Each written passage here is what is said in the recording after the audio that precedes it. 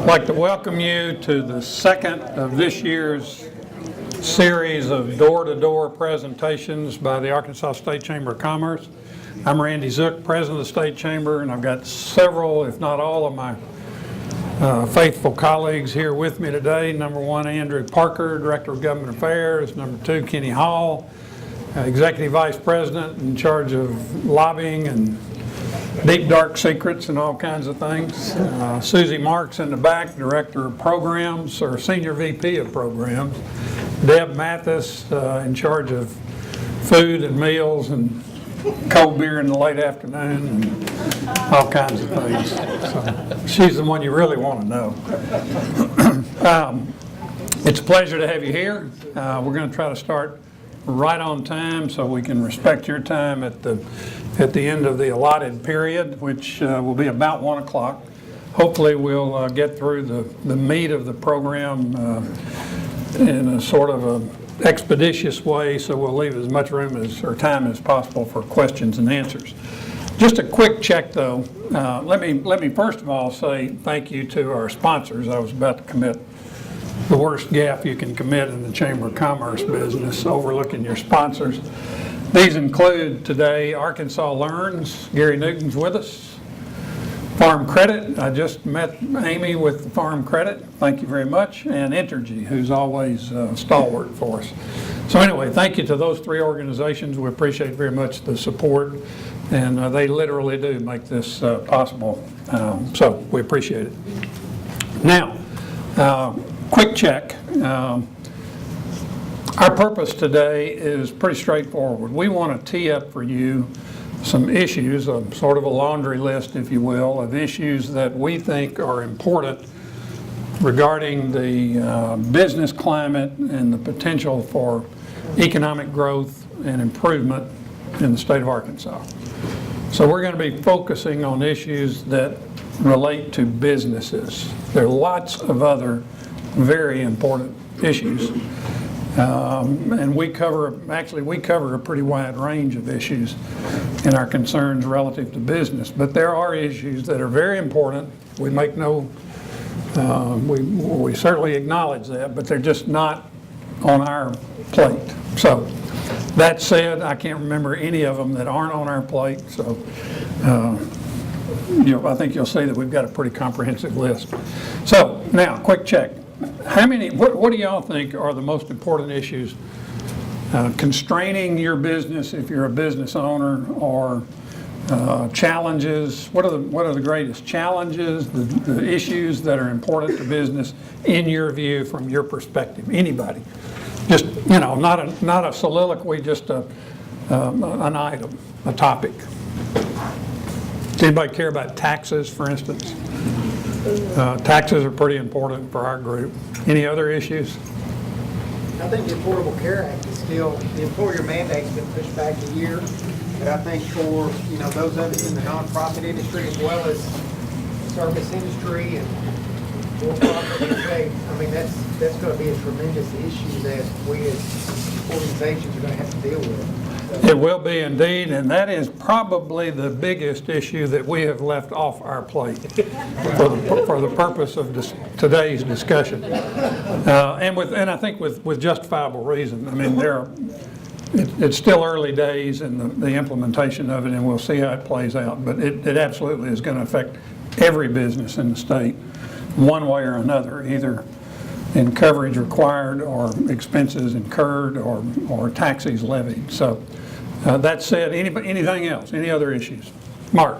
Educated skilled workforce. Boy, there's a big one. That's a couple of hours discussion in itself. Educated and capable, skilled workforce. So we will pay ample, I think, attention to that issue in the presentation. Anybody else? Anything else that we've left off? Regulations. Yeah, plenty of that to go around. Regardless of your business, in some way or another, you're affected by regulatory agencies, either at the state level or the federal level. Anything else? Anything we're leaving out? Well, let's jump right into this. Let Let me learn again exactly how to do this. There we go. This is sort of the focal point of what we're wanting to talk about today, because at the end of the day, just about every ill and problem and challenge that we face in America today could be solved if everybody who wants a job had a good job. Now, what is a good job? A good job is 30 or more hours of predictable, steady work at a rate of pay that will allow a reasonable standard of living. Okay, that's a good job. Predictable, you can count on it, you can bank on it, you can raise a family on it. That's what everybody basically across the planet, according to the Gallup organization, which is run by this fellow named Jim Clifton, who has a book out that if you only have one business book to read this year, I'd urge it that it be this one. It's called The Coming Jobs War. His thesis is it's all about job creation globally, not just in the U.S., but globally. And the numbers are daunting, to say the least. His contention is that the world needs to create about 1.8 billion jobs right now. Good jobs. Now think about how tough that is. That's a pretty tall order. In the United States, we need about 20 million good jobs right now. That's about what it would take to get us to full tilt in terms of economic growth and the improved standard of living and the expansion in the economy to support the taxes that we have in place and all of the things that we want as a society. Would take about 20 million more good jobs right now. Now, just to set the stage, we're going to throw some numbers at you just to kind of get you tuned up and give you a set of facts to work with. As Daniel Moynihan once said, we're all entitled to our own opinion, but we're not entitled to our own facts. So we want to make sure we've got the right ones. This is a couple of shots at the Arkansas workforce. You'll see right up here at the beginning of '06, before the Great Recession started, we had a civilian labor force in Arkansas of about 1,350,000 people. Today, that available workforce has actually declined over the last 7 years to the point that it's about 1,330,000 today. Now, why has it declined? Well, there's a whole host of reasons. Number one is retirements. It's a structural thing. It's a demographic thing. More and more people are approaching or reaching 65, 66, whatever, and are simply stepping out of the workforce.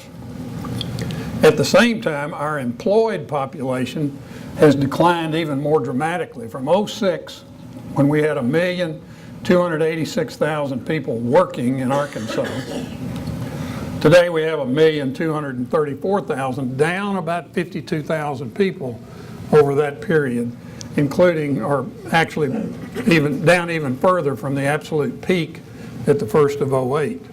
But now we've got about 1,234,000 actually working. The gap, obviously, is the unemployment group, the unemployed. And it's right now about 97,000 people in Arkansas. So there you are. Not a disaster, but sure not happy talk. Sure not grounds for, gee, I want to go out and grow my business, invest, do the sorts of things that it takes to grow the economy. Cause for caution. One of a myriad of issues that are cause for caution in today's economy. Part of our problem, the number of things that cause you to sort of hold on and play it close. Here's the unemployment trend. Let's see, the red line.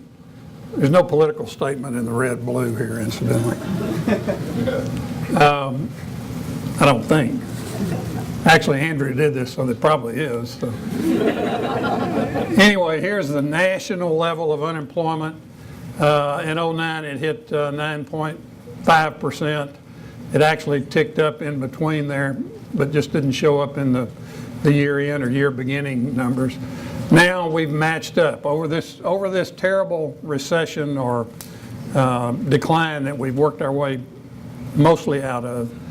We had a pretty significant gap where we were doing a lot better than the national numbers on unemployment. Today, those numbers have matched up. They're both about 7.4%.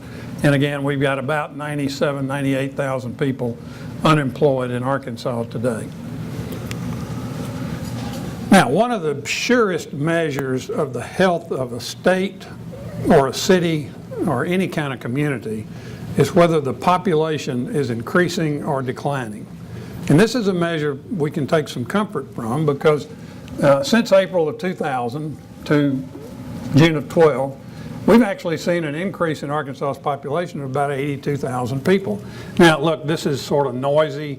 The latest actual one-year period actually shows a nominal decline, but this is the number to focus on. So the number of people, this is a sign of optimism. This is a sign of endorsement of a community or a state or a region. Do I want to live there? You know, next to do I want to have more children, that's about the surest sign of your optimism or pessimism that there is, where you want to be and what you want to be doing. So that's a measure that we've done fairly well on, certainly compared to a lot of other states. Now, here is the one the governor focuses on in most of his public pronouncements, and that is per capita personal income. This is the surest measure of economic advancement, surest single measure of economic advancement. Per capita personal income. Here's the good news, we're 45th. The good news there is that it's much better than 49th, which is where we were forever and ever. Our per capita income, latest rankings from 12, we're about $34,700 per capita per year. This is 81% of the national average, which is about $42,700. So there's a gap there of about, what, $73,000 or $7,000, something like that. $8,000. Yeah, $8,000. Think about your family. If everybody in your family had another $8,000 a year, it'd make a big difference, especially if you're at that average, that family, that income average. One question that popped up in an earlier session in considering these numbers, this is all well and good at a gross level, but what about adjusted for cost of living? We know it costs less to live in Arkansas than it does in Connecticut, for instance. There's just a fundamental difference. Well, actually, we do a lot better there on those adjusted numbers than 45th. We're actually 31st in the country. If you adjust it for the cost of living in an area, in a state, and for tax burdens and all that kind of stuff. So, again, room for optimism, room for confidence, reason to be looking forward instead of wondering about, what we're going to do. This is far from a bleak picture. This shows progress. This shows growth. This shows enormous opportunity. So, any comments or questions on this up till now?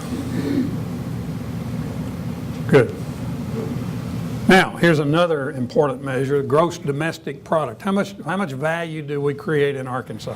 How much do we add to the national economy?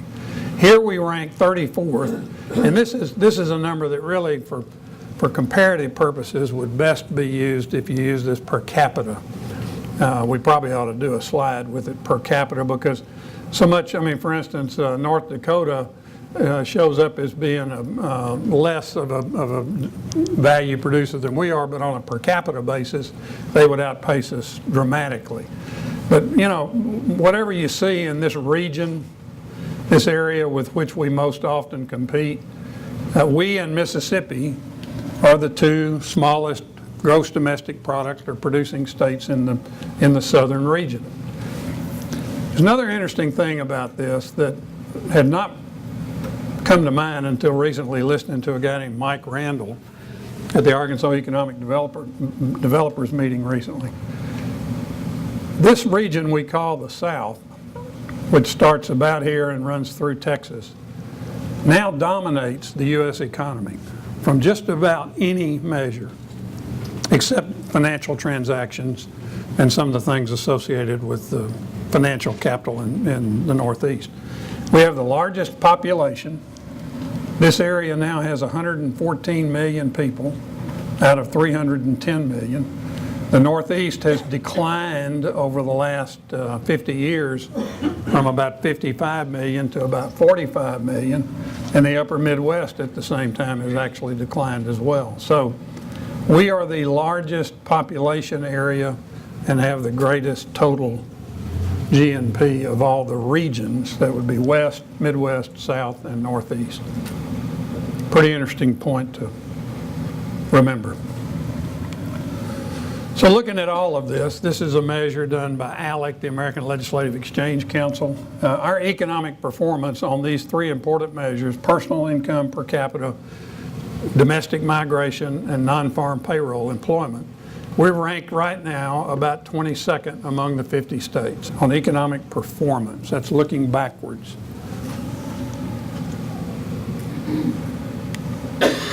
Now, here's one of the things that's a huge headline and one that we don't do an adequate job trumpeting, and that is our fiscal discipline as a state. And I'm delighted to see Representative Sabin and Representative Lowry here with us.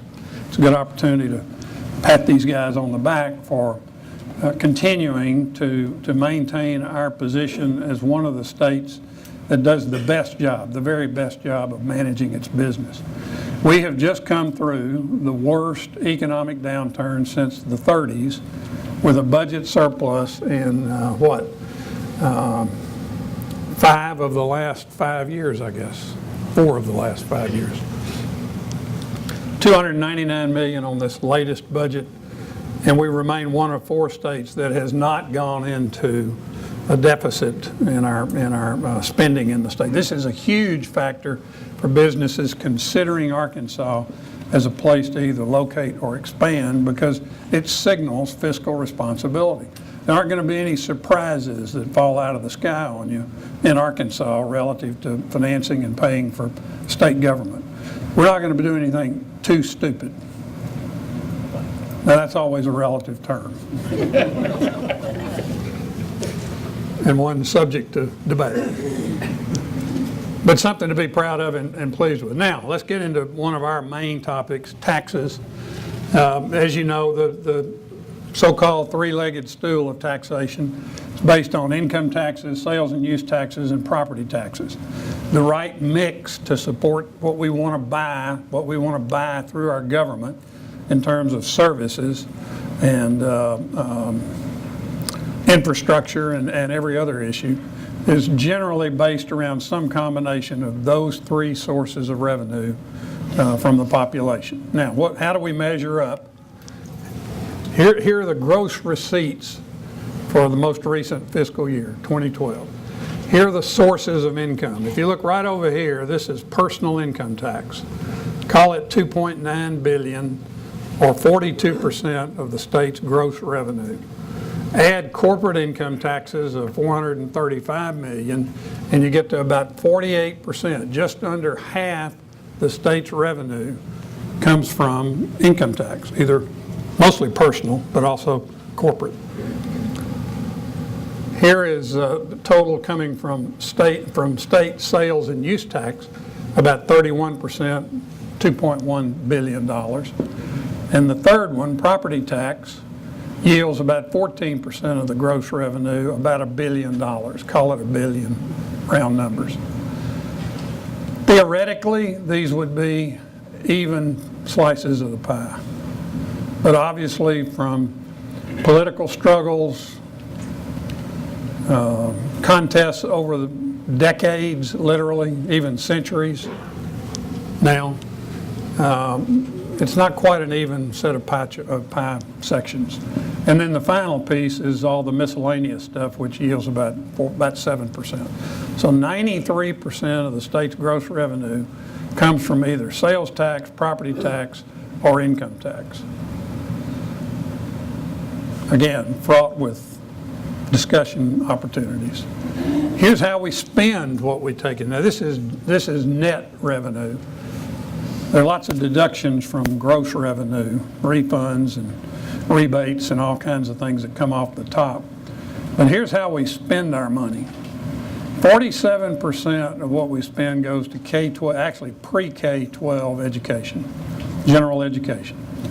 12%, 17%, excuse me, it's hard to read that number. That's 17%, $824 million goes to higher ed. So if you add those two together, you're looking at what, 64% of what the state spends is on pre-K through 20 education, call it. Health and Human Services gets 23%, about $1.1 billion, a little over that. Criminal Justice gets $435 million, 9%. Everything else comprises 4%, or not even $200 million worth of expenditures, and a nearly, what, right now, $4.8 billion, wasn't that the latest budget? So less than $200 million out of $4.8 billion goes to everything else except for pre-K through 20, Health and Human Services, and prisons and police force. It's sobering when you start, it's so tempting to say, well, boy, what we ought to do, how we ought to fix all this. It's so easy to talk about, well, let's just whack the income tax. Okay, let's take 10% out of personal income tax. What is that, $290 million? How are you going to spread that $290 million over that set of sections? Gets to be a tougher issue, doesn't it? Take it away from our head. Watch it get worse. Yeah. I knew there'd be a fight break out tonight. Get the knives out, Kenny. Get the knives. Let's arm them. My point is very straight. It's very simple. It's so tempting and so easy to say what we ought to do is whack something over here. But if you're going to do that, it's like whack-a-mole. You can't take just one shot because it's going to pop up somewhere else, and you got a problem.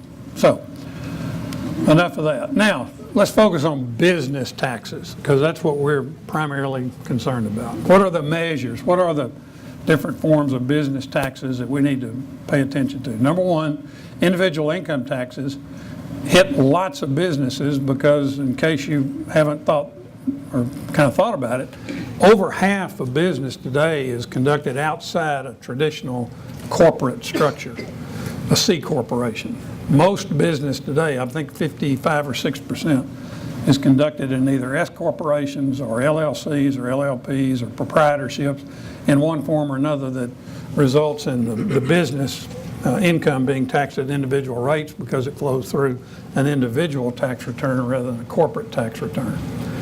C corps are where the corporate income tax comes from. Property taxes obviously hit businesses in pretty significant amounts. Corporate income tax rates we touched on, and then sales and use tax rates. Now here's let's just focus on our region, because this is who we compete with. These are our primary competitors when people are making a decision about locating a business, and often expansion decisions are made relative to other operations or sister operations within these surrounding states. Here are the top state income tax rates. Now this is for the tax year 2013.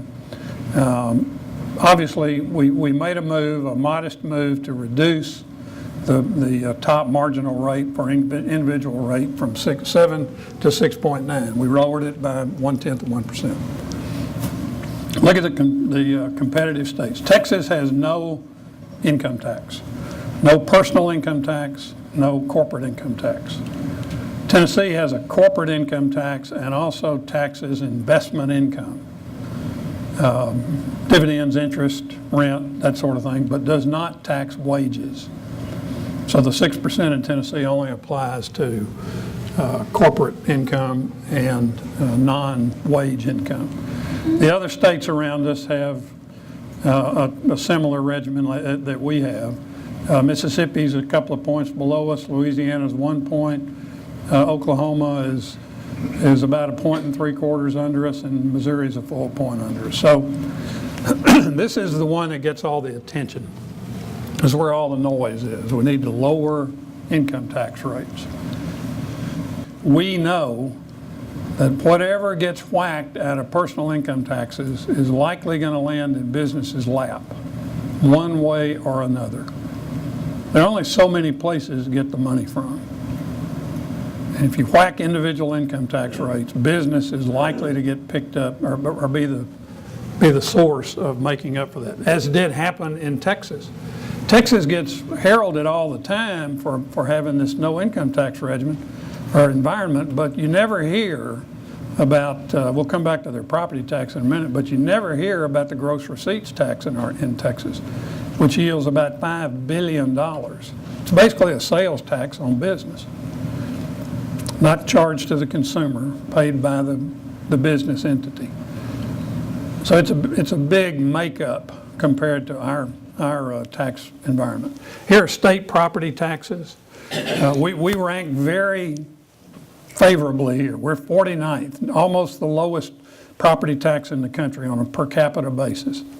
Texas is about 2.5 times us. Heard a story recently about somebody moved to Texas and they got all their tax bills. They texted or sent somebody a note saying, "Holy cow, I thought I was moving to a no tax state. My property tax is higher than my income tax and my property tax was in Arkansas." That's not unusual.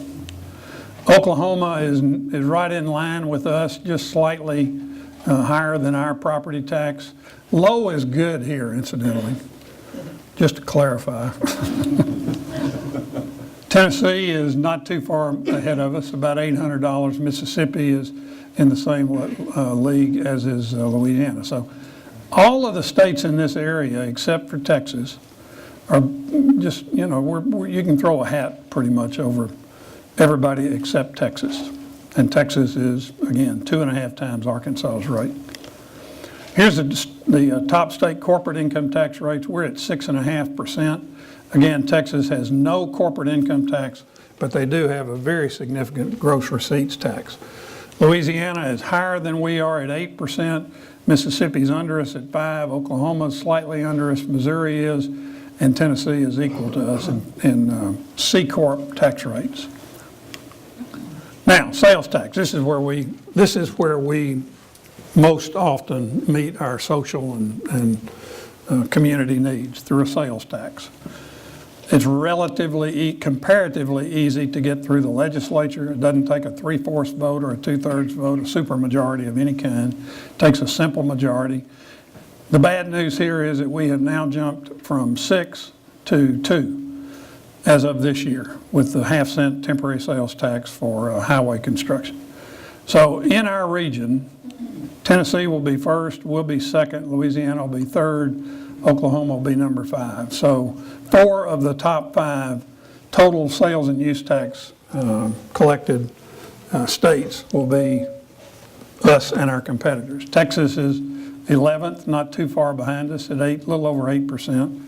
Mississippi, I think they just steal all their money down there. I don't know how they did it. They just, I don't know what it is. Those casinos, I guess. I guess they're probably getting it all out of people from Arkansas and Louisiana going over there gambling. Sad but true. Here's the total state business tax climate index published by the Tax Foundation. Again, low is better, high is bad. We rank right in line with Oklahoma, Louisiana. These 3 states, Missouri, Tennessee, and Mississippi, do substantially better than we do, and Texas outpaces everybody else in the region.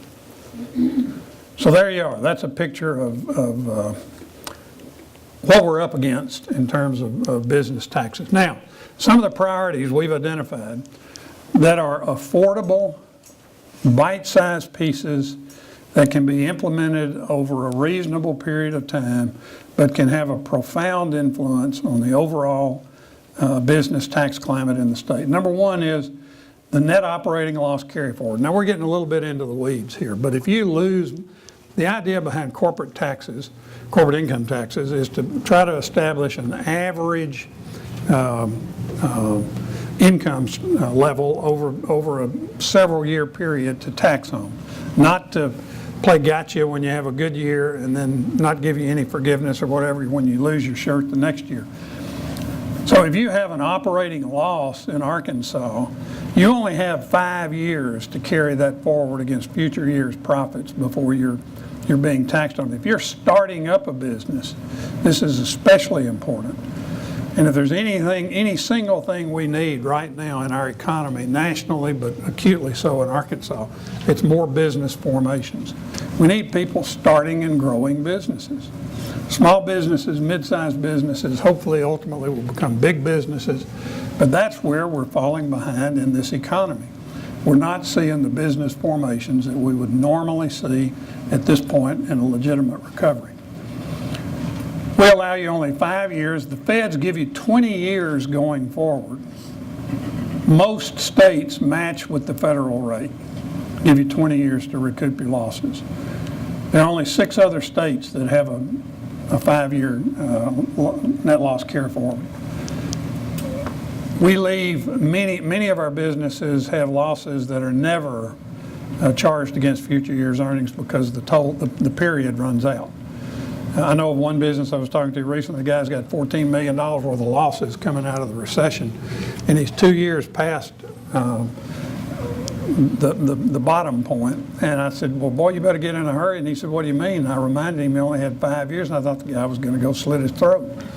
You know, he was, he didn't know this. His accountant had not made sure he understood it, but he's got a real problem moving forward. So we need to focus on that. We need to take this to at least 10 years, add a year every year over a 5-year period. Wouldn't break the bank, but it would allow businesses to have a more reasonable climate. Ultimately, we ought to take it out to 15 years, and this is something we'll be working on in the next session.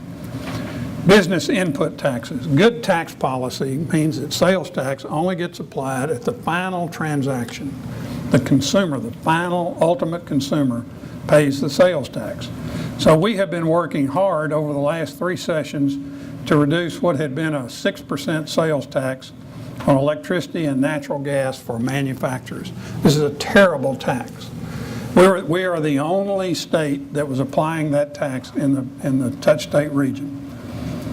So on our attractive, competitive utility costs, we were applying a sales tax at 6% that made us uncompetitive in many cases. So over the last 3 sessions, we've reduced this. This now will be completely gone at the end of the next fiscal biennium, right? So by 15, this 6% will be down to the ½ cent and the 1/8 constitutional sales taxes. So big savings for Arkansas businesses, especially manufacturers. Likewise, we are the only state in the region that taxes repair parts for machinery and equipment for manufacturers. This puts plants in competition with sister plants in the region for maintenance capital and expansion capital, and we need to do away with this over a period of 5 or 6 or 7 years. We got a bill passed this time that takes 1% off of that, so we're on the right track. In the next session, the next regular session, we need to increase that rebate and that exemption. These are good, solid tax moves. Here's the result of the utility tax savings. Since that first reduction, we've saved Arkansas manufacturers $86 million in sales taxes on utilities. Here are the annual numbers. The most recent year was about $21 million. Now, bear in mind that DF&A had forecast that this would probably be $60 or $70 million, which is about the right number when DF&A does a fiscal impact study. Cut it by about 2/3, and that's pretty close to the real number.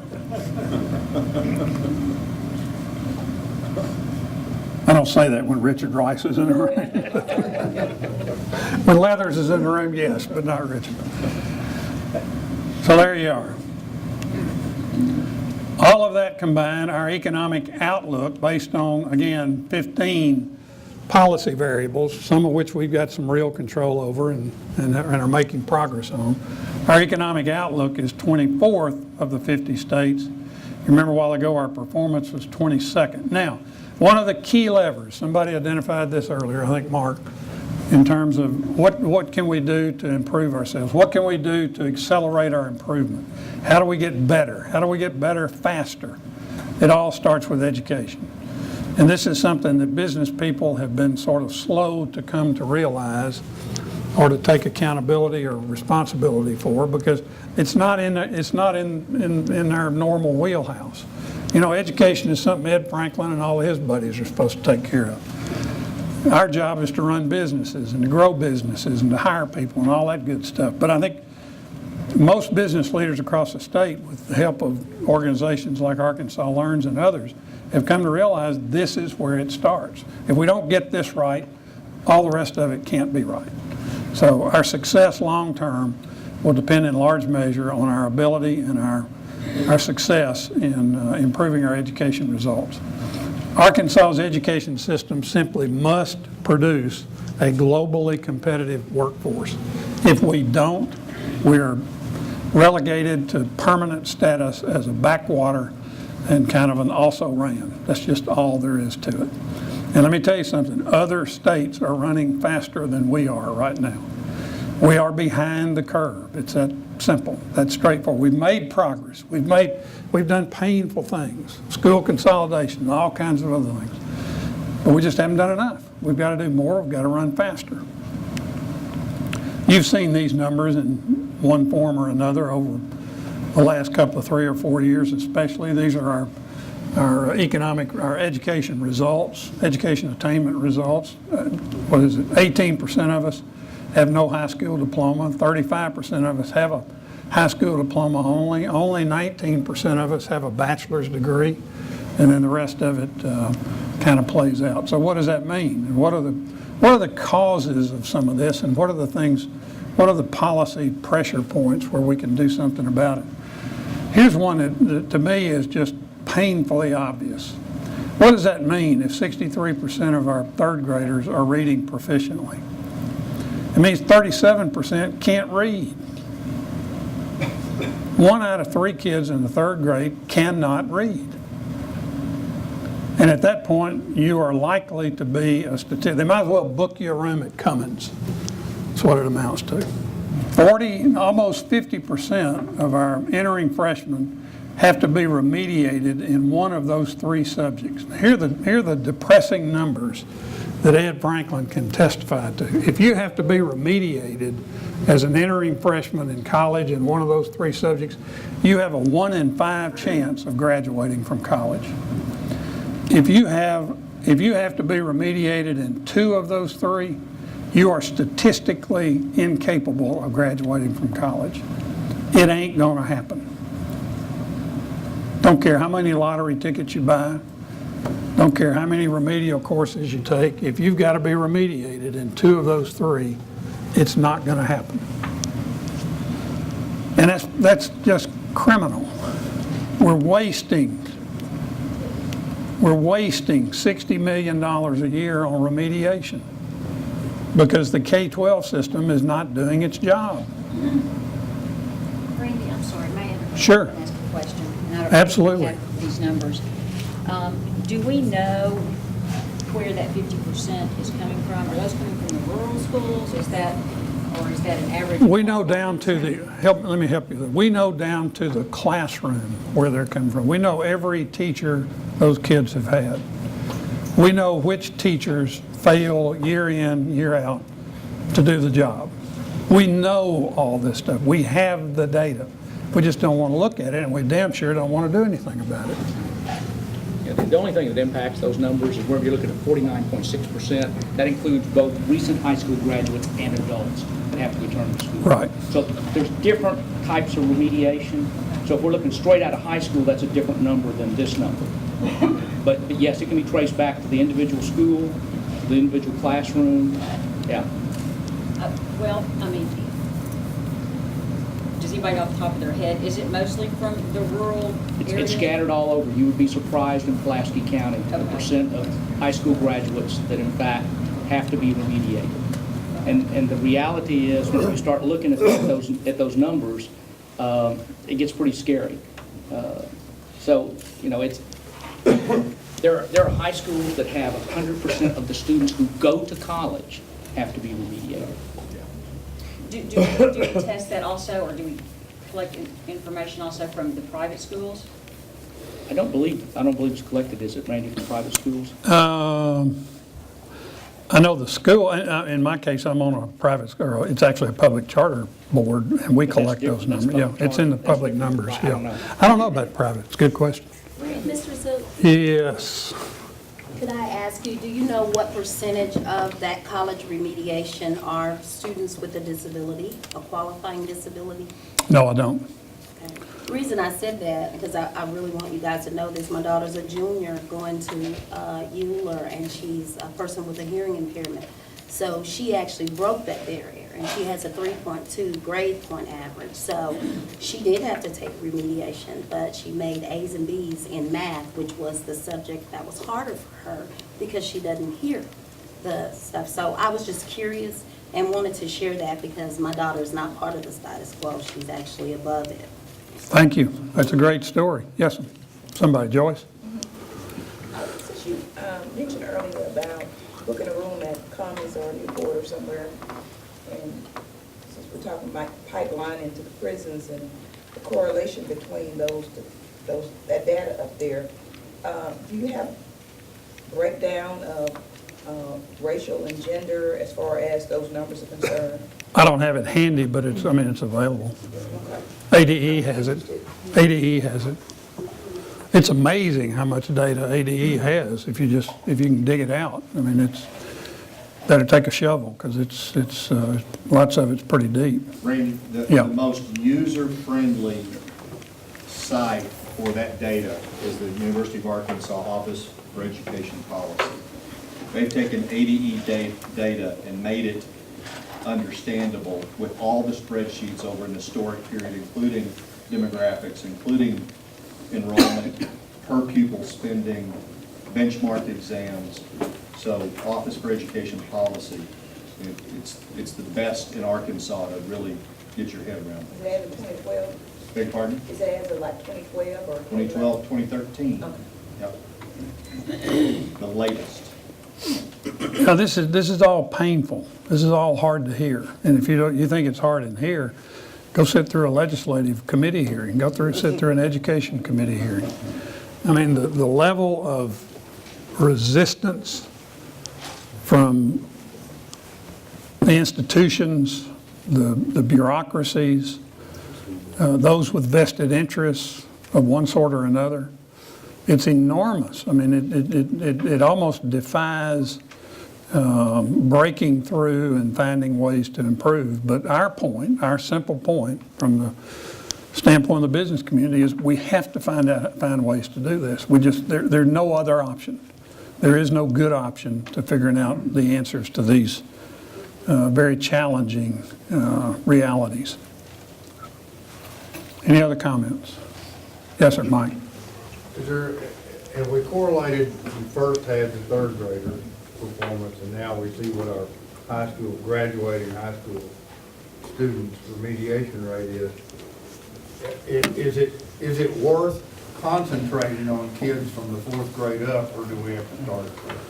Oh, absolutely, and that's one of the, you can't give up on a kid ever. You know, this is all hand-to-hand combat, it's one-on-one, there aren't, silver bullets. It's all just hard, face-to-face effort on the part of teachers and the institutions to try to correct these shortcomings. But yeah, I think there's no question about it. I mean, you can intervene the summer after the third grade. You can intervene during the fourth grade. It's all a matter of resources. Look, this school board I'm on in Helena, the KIPP school, if we have done one very straightforward thing. We have proven that it's not the kids. And that's why Period. we gotta start at the top. Period. Exactly. It is not the kids. It's the system. It's the lack of appropriate resources in the right place at the right time. In the case of KIPP, it's just a longer school day and a longer school year and a passionate group of teachers. Yes, sir, Gordon. Randy, recognizing that it's never too late with any individual kid, still though, where is the most efficient application of resources? I mean, we have limited resources. You know, how many of those kids after third grade, how much better would you be if you attacked the problem early as opposed to? Oh, I think the K-3 setting is probably where you got the greatest leverage, the greatest longer-term leverage. Now, so easy to say, he's got to figure it out, he's got to figure it out, and 133 of their colleagues and a governor. But you catch them early, you got a chance. You got a better chance. The chance declines over a period of time. Still a chance, to her point. Still kids that can break through the challenges that they face, whatever they are, whether they're physical disabilities or environmental or family issues or whatever it happens. We don't have enough. If we stayed all afternoon, we'd still be talking about why kids drop out, why they throw in the towel. My only comment. Starts with, I don't like it. Starts with, I don't have a clue what I want to do. Starts with, I don't have the money. Starts with all kinds of things. Could also be that the traditional course is not the course that a particular student wants Yeah. best to go down. Yeah. Because I'm one of those 20. I was in author remediation.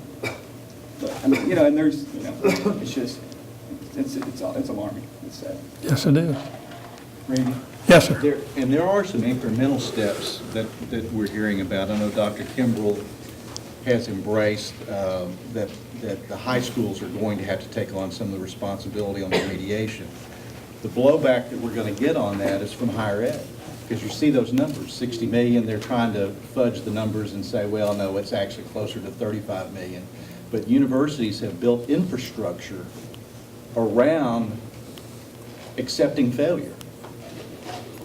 I mean, if we ever turn that around, now they're going to be coming back going, well, wait a minute, we need that money that we were getting to correct failure.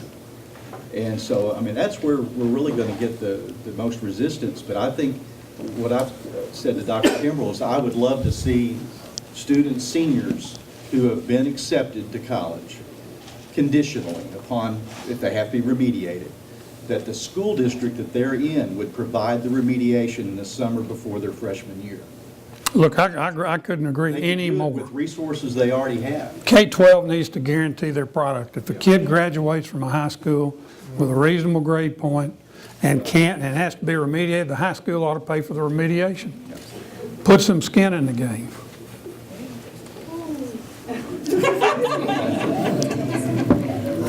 You must work for a school district. No, I get it, but that's a big, I always try to check the room to see if there's a superintendent,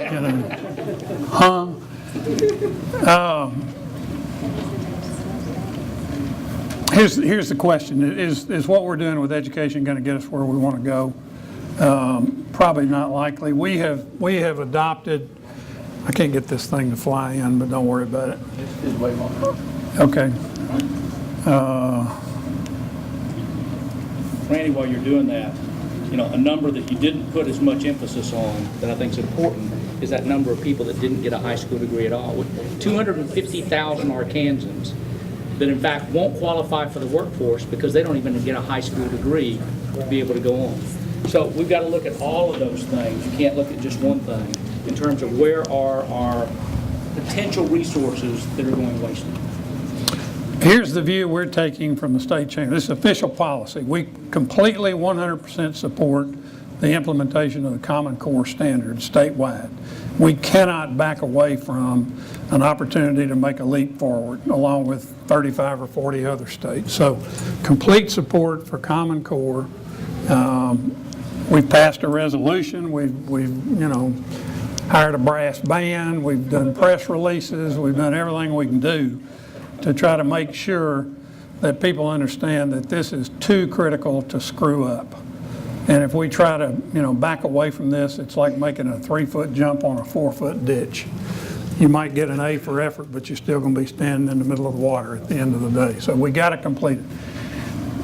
The skills gap. Our workforce nationally, this is not a problem peculiar to Arkansas. This is a national issue. in terms of skills gap. Retirement of workforce. We have lack of skilled candidates for in-demand jobs. There are thousands of jobs right now in Arkansas that are unfilled, cannot be filled because we don't have suitable candidates for those jobs. Mostly in technical and industrial, mechanical kinds of settings. Huge opportunities. Here are some of the things that other states are doing. I mentioned that other states are not standing still. These are the workforce initiatives from just 25 states that are going on. Obviously, many of them very aggressive, many of them very effective. They're having impact, and we have got to run faster in this area if we're going to maintain ourselves, much less make progress. These are our workforce initiatives. Number one, Governor Beebe started Arkansas Works. It's kind of lost a lot of its energy. We have Arkansas Job Link. Again, it's kind of dead in the water. And finally, the Arkansas, which one is this one, Susie? Is that Skills USA? No. And then ArkansasAtWork.org. All of these are kind of in varying states of disrepair. They've kind of wound down. So we're trying to step in with one effort in association with the National Association of Manufacturers.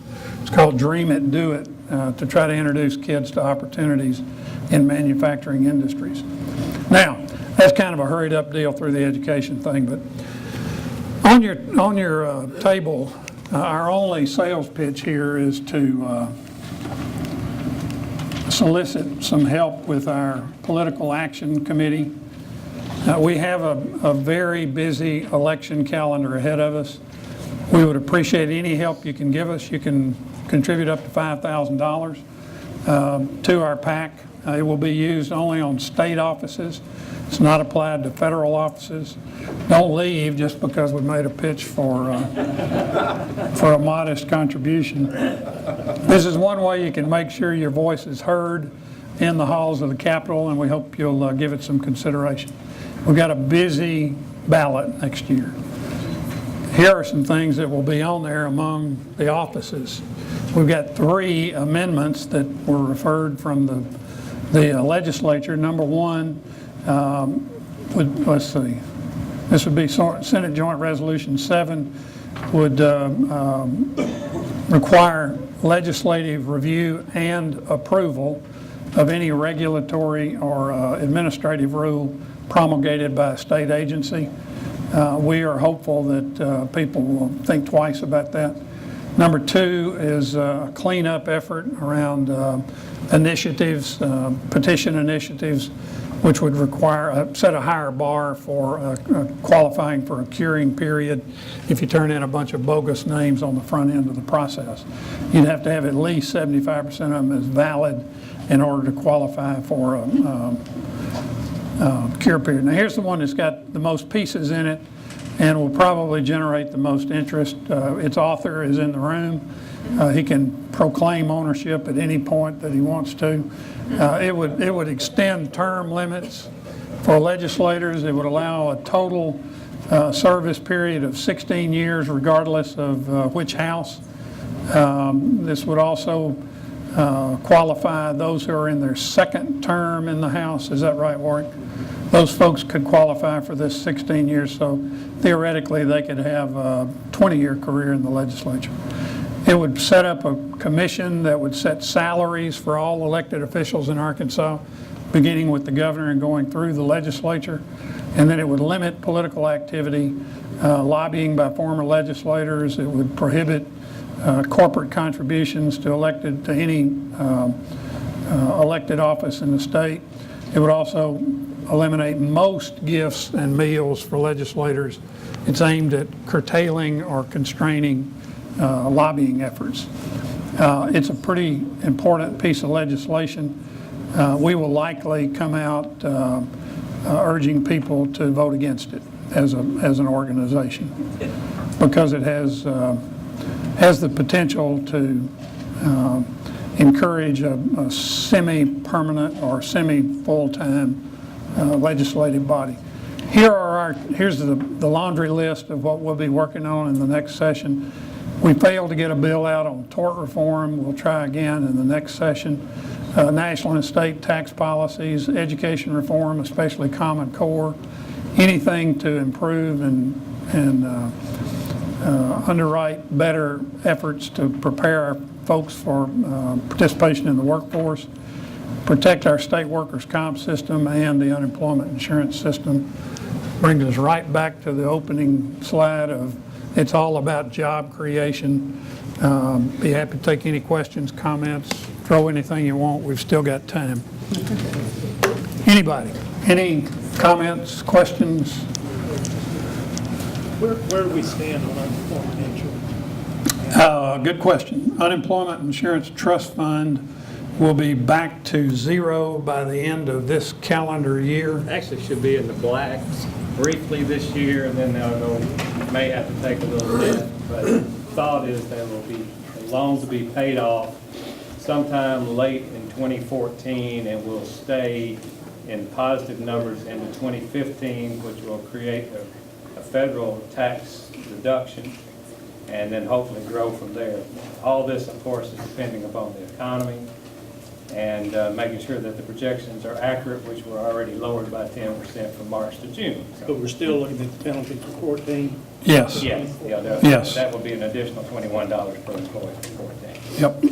But the good news there is that it is resolving itself, and we're within a couple of years of being back to very healthy without the burden of bonds and all kinds of things that other states have chosen to do.